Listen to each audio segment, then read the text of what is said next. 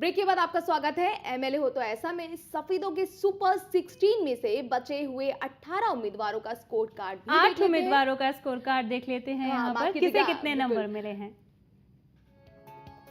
नवीन गोयल का score card 9वें उम्मीदवार, लिंग के लिए 3, आयु के लिए 5, शिक्षा के लिए 7, हल्के में निवास के लिए इन्हें 5 अंक, वाहन के लिए 8 अंक, लाइसेंस में 5, आपराधिक रिकॉर्ड के लिए 5, पूर्व चुनाव के लिए इन्हें 3, राजनीतिक पद के लिए 8, वार्षिक आय के लिए 8 अंक हासिल होते हैं। तो ये सभी 10 मापदंड एक के बाद एक नवीन गोयल के स्कोर कार्ड के आप देख रहे हैं। पहली स्क्रीनिंग के आपको बताएं, पहली स्क्रीनिंग में नवीन गोयल ने कुल 57 अंक लिए हैं।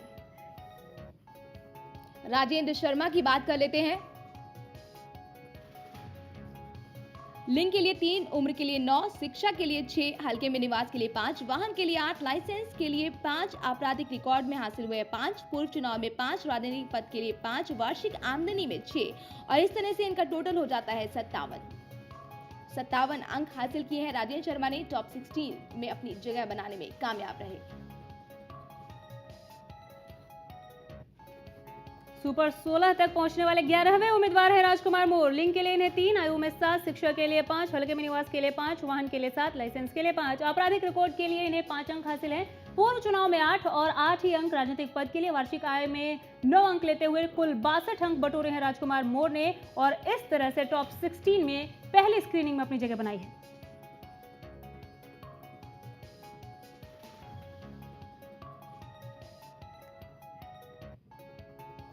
अगले उम्मीदवार है रमेश चंद्र शास्त्री। लिंग के लिए 3, उम्र के लिए 9, शिक्षा के लिए 5, हल्के में निवास में 5, वाहन के लिए 8, लाइसेंस में 5, आपराधिक रिकॉर्ड में 5, पूर्व चुनाव के लिए 7, राजनीतिक पद के लिए 3, वार्षिक आमदनी में 8 और इस तरीके से इनका टोटल हो जाता है 58। तो रिपोर्ट कार्ड आप देख सकते हैं रमेश चंद्र शास्त्री का।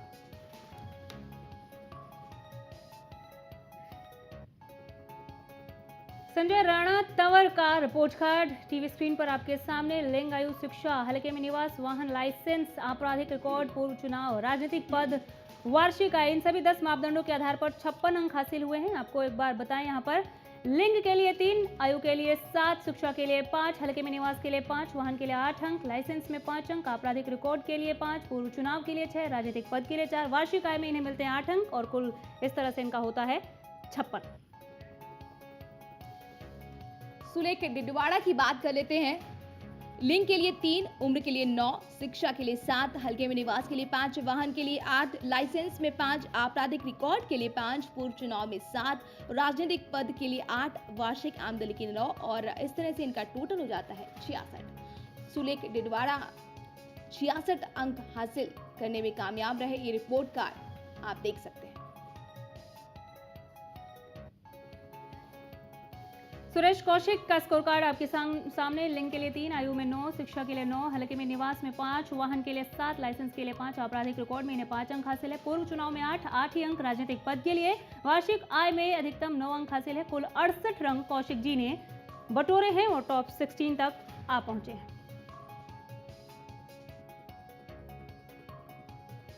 छवि एवं साख का यह कॉलम खाली है, इसका अंक हम आपको बाद में बताएंगे। विनोद सिंगला की बात कर लेते हैं। लिंग के लिए 3, उम्र के लिए 9, शिक्षा के लिए 8, हल्के में निवास के लिए 5, वाहन के लिए 8, लाइसेंस में 5, आपराधिक रिकॉर्ड में 5, पूर्व चुनाव में 3, राजनीतिक पद के लिए 8, वार्षिक आमदनी के लिए 9 और इस तरह से टोटल हो जाता है 63। विनोद सिंगला का ये रिपोर्ट कार्ड।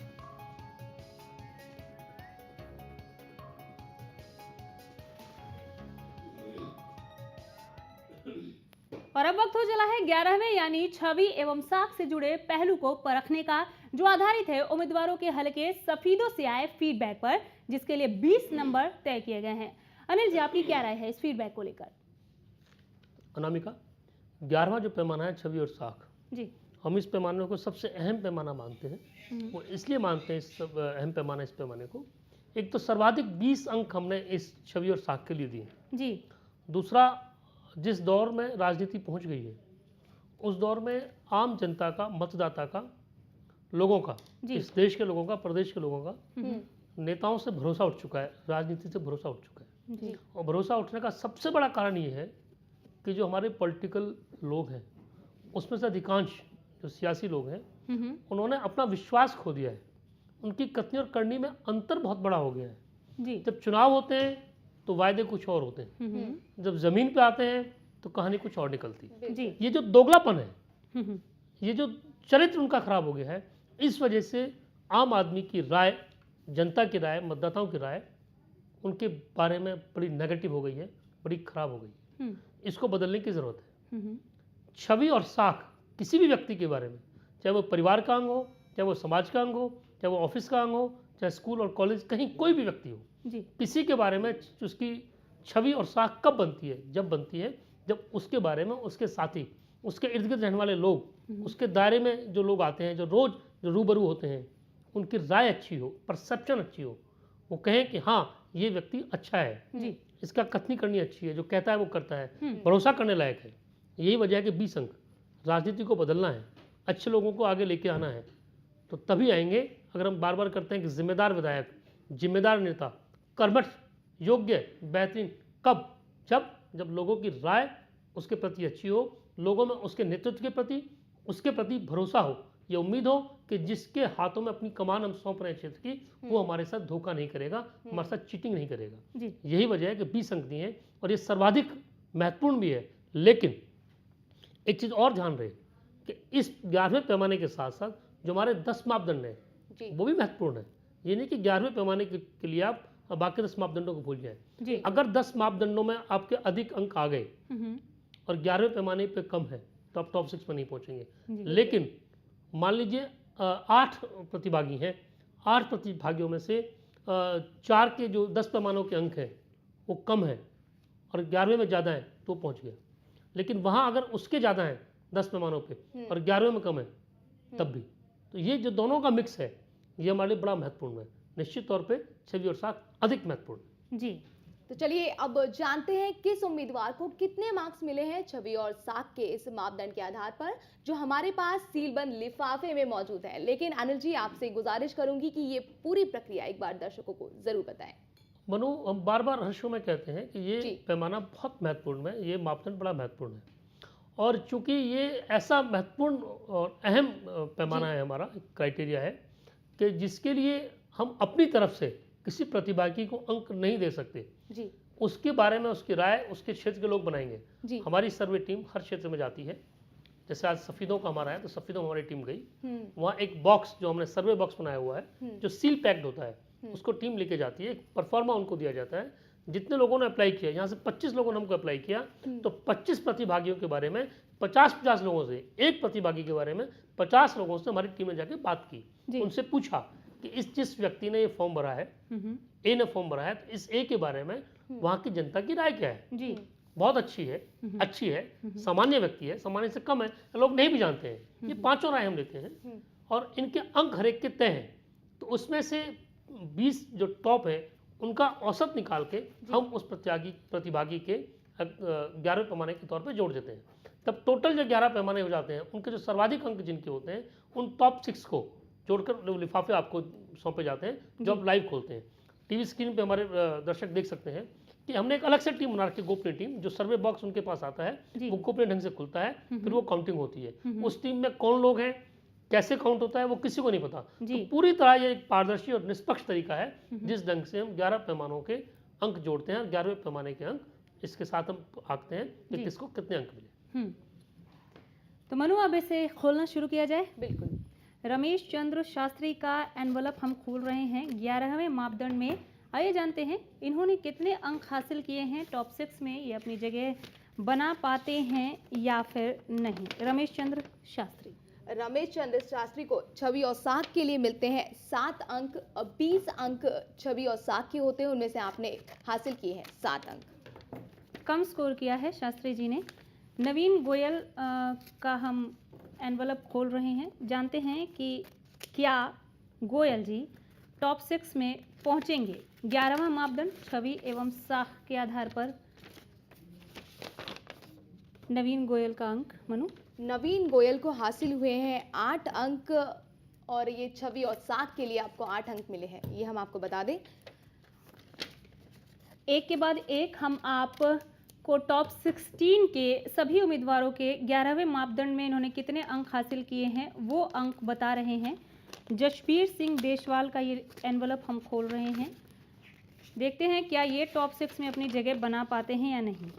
अच्छा स्कोर किया है जसबीर सिंह ने। जसबीर सिंह ने स्कोर किया है 16 अंक। काफ़ी अच्छा स्कोर कहा जा सकता है। 20 में से आपको 16 मिले हैं छवि और साथ के लिए।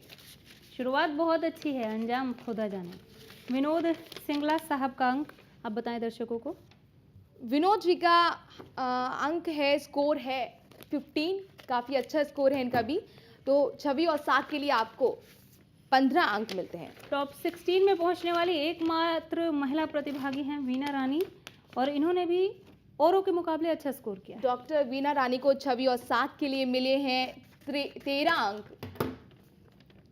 सुरेश कह सकते हैं कि औरों के average, मुकाबले अच्छा हाँ। एवरेज है, औसत है इनका छवि एवं साख का जो परिणाम है। सुरेश कौशिक का अंक आप बताएं। सुरेश कौशिक को मिले हैं 12 अंक। छवि एवं साख हमारा 11वां पैमाना है जो बेहद अहम है। इसके लिए 20 अंक, जैसा कि अनिल जी ने भी बताया, हमने रखा है और उसी के अंक और आपको अब हम बात बता कर रहे लेते हैं। हैं नंद किशोर की। नंद किशोर को मिले हैं 11 अंक। 20 में से 11 अंक छवि और साख के लिए नंद किशोर को। सुलेख डिडवाला को कितने अंक मिले हैं छवि एवं साख के आधार पर? सुलेख जी को हासिल हुए हैं 14 अंक छवि और साख के लिए।